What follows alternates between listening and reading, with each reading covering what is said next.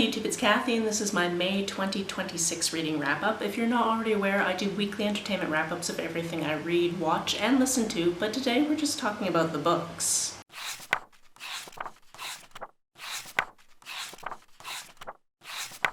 I'm going to start with my nerdy hardcore stats and charts and then tell you what I read. Also, I put chapter markers in all of my videos, so if you need to skip over anything or go back to anything, all of that is down below. While you're checking that out, please make sure you're subscribed because sometimes YouTube likes to unsubscribe some people just for fun. Or if this is your first time, please hit that button. That would be very nice of you. You can also hit that bell icon to make sure that you're actually notified, and apparently there's a hype feature. I have no idea if it's available on my videos, but if you want to do that, you go right for it. As a reminder, I'm going to go over the prompts for Read Queer all year, as well as my bingo board from hell at the end of the video, so make sure to stay tuned for that. And for some explanation as to where I am filming, I am currently in the country of Luxembourg. And let me tell you, my view right now is much better than yours. I'm filming this on June 2nd, and I hope to get it out on June 2nd. It just depends on how long it takes to edit this, export this, upload this, caption this, and then get it out to you. But we arrived in Luxembourg on the 31st, and we are leaving tomorrow morning to go to Riem, which is in France. It's also a location I've been before, but our last trip there was cut a little bit short, so it'd be nice to go back to the Champagne region. Yesterday on the 1st, we spent the day in the capital city, and today we spent a really lovely day going to Wieden Castle, which was wonderful. The weather decided to thunder and lightning at certain points earlier today. Rain was on and off, but it was such a beautiful day. In any case, you're here about books, so let's talk about that. Before we get started, I just want to remind you that I changed the format for these monthly wrap-up videos this year. So going forward, I'm still going to tell you all of the data for my reading for the month because that's the big reason why I do these monthly wrap-ups. I'm still going to list what I read in order of star rating, but I'm not going to give lengthy wrap-ups on every book anymore because I already do that in my weekly wrap-ups. So down below, I will have linked all of the individual wrap-ups for every single book I'm going to talk about, with the exception of the one that I finished after my last weekly wrap-up, but by the end of this month. Obviously, that's going to have to be in the next weekly wrap-up, but all of that is linked down below for ease. Now let's get into the monthly wrap-up. In May, I read 16 things for a total of 5,630 pages. Also, if this is the first video you've seen from me for a while, I am getting over a cold, so if I sound bad, that's why. I'm so sorry. That takes into account converting audiobook minutes to pages, so 3,405 of those pages were actually about 95 hours of audio. The age breakdown for these books was 13 adult books, 2 middle grade books, and 1 YA book. I read 13 novels, 2 anthologies, and 1 graphic novel. This month, the biggest chunk of what I read was fantasy and mystery thriller, followed by contemporary, non-fiction, historical fiction, romance, and spec fic. If you adjust by page count, not too much changes. Most of these books were from the library, but I had some reads from NetGalley, a publisher, and 1 on Kobo. I read 9 audiobooks and 7 ebooks. Because I've been traveling the entire month, I only have a backpack.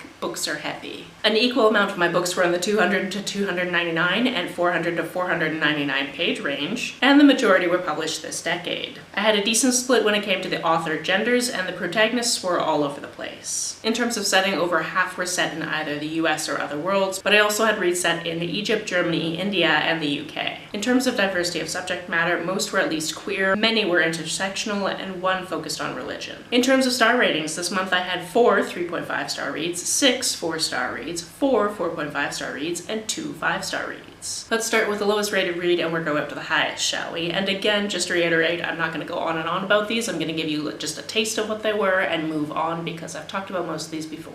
Working smarter, not harder, but also working really sweaty because I had to close the window and it's hot out. For the books I rated 3.5 stars, we are starting with the graphic novel I read this month, and this is Mismatched. This is a queer retelling of Emma, except for I've never really read Emma, so I can't tell you if it's a good retelling, but I did enjoy it. Next, we have something I picked up for a page-bound read-along, and that's Goddess of the River. This takes place over a very, very long time, and our titular character is the Goddess of the River, and shenanigans that ensue. Next, we have Glitch Girl, which is a middle grade book about this immigrant ADHD kid who has some gender issues going on. Oh, the bells are going. I am gonna have to just record right through that because sometimes they go on for like 10 minutes and sometimes they do it at weird times, like 8:45.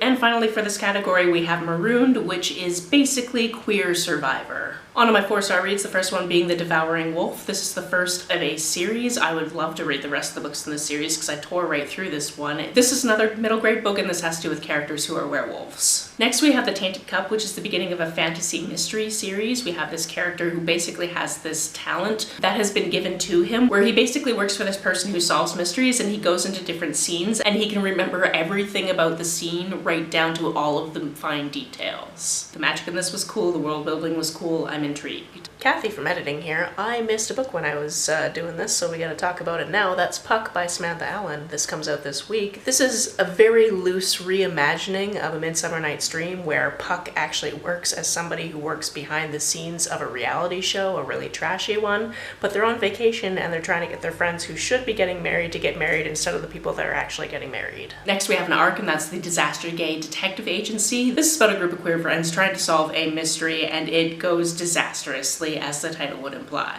Next we have Harriet Tubman live in concert. This is a fantastic novel by Bob the Drag Queen, and if you listen to it as an audiobook, Bob also reads the book, and there are a couple of songs from the album that is being made in the plot of this book. And finally, for this category, we have A Master of Gin, which is the first of the series, although the second of the series hasn't come out, and this book's been out for quite a while. There are a few novellas, I've read one of them. There are a couple of other ones that will hopefully tide me over until maybe a second book in the series comes out, hopefully. This one is a fantasy that takes place in Egypt during the early 1900s. On to my 4.5-star reads, the first one being Missing in Soho. This is the follow-up to Murder in the Dressing Room, and we have our main character Misty Devine when she's in drag, or Joe when they are out of drag. And another mystery just falls in Joe's lap and they have to solve it, much to the chagrin of some of the characters around them. Next we have Field Guide for the Formerly Villainous. The character in this one used to be in a cult, has gotten out of that cult, doesn't want the people in the small town they've moved to learn that they were in a cult. Shenanigans ensue. Next we have a nonfiction, and that's Braiding Sweetgrass. This one is equal parts botany and memoir and indigenous knowledge, and I can't do it the justice it deserves. You should pick it up. Finally, for this category, we have another nonfiction book, and that's The Other Olympians. This one follows a few different athletes who are around between 1910 and 1930, or maybe 1940, and based on the way some of them presented and just the gender politics of the time is the reason why we have these ridiculous things where people need to prove their genders to be in the Olympics, because the big fear is that men are going to be competing in women's sports, even though that's literally never happened. On to my 5-star reads, the first one being The Secret Lives of Country Gentlemen. This one is a historical fiction. I really enjoyed it. It's about these two characters that were hooking up in London, and then one of them says, I have to go back home, and the other one feels like he's being left behind because he has a history of that happening in his family. But then they find each other again because of a twist of fate, and whether or not they can get back together, I think you probably know that they can. And my favorite book this month was Coastal Views to Die For. This is also the second in a mystery series. This one is the follow-up to How to Have a Killer Time in DC, and on this one our main character Oliver is going on an assignment to find love on the Oregon coast, when of course somebody shows up dead, and he and his photographer that he's been flirting with need to figure out what happened just so they can move forward in their own lives. Absolutely fantastic. This one just came out, but I already want the third one. As I mentioned, there was a prompt for Read Queer all year. It was yesteryear, which meant that we were reading historical fiction, and for this I only managed to actually read one that really fits this prompt, which is The Secret Lives of Country Gentlemen. Also, it's currently the 17th round of the Queer Lit Readathon, so you should definitely read some books for that. It's a fun time. As for my bingo board from hell, this is what it looks like right now. I'm making some good progress on some of these squares. For example, I'm up to 56 audiobooks for the year, which I can tell you is just over half of my books in total, because at the end of this month I was at 99 books, and I have since finished my 100th book yesterday. As of last month, I had already completed all the prompts for the second square, and for the third square, I'm up to 16 ebooks for the year. In part because obviously I was relying on those this month. As for page-bound badges, I'm up to 39 of those, but there weren't any other changes on this board. If you want to hear me talk more about these books, or other books for that matter, the playlist for my weekly entertainment wrap-ups is always linked down below. And like I said, all of the books in this wrap-up that I've already talked about, I've linked those specific videos for you down below as well. If you've read any of these, or you now want to read any of these, please let me know about it down in the comments below. On the way down to the comments, if you hit that subscribe button, that would be very nice of you. If you don't feel like leaving a comment, but want to make sure that I know you're here, just leave me an emoji or a smiley face if you happen to be on your keyboard. Some people have asked if there's a way to financially support this channel, so I set up a Ko-fi account, which is a digital tipping service. The link for that, as always, is down below. You can like and share this as you see fit, and I'll see you very soon. Bye!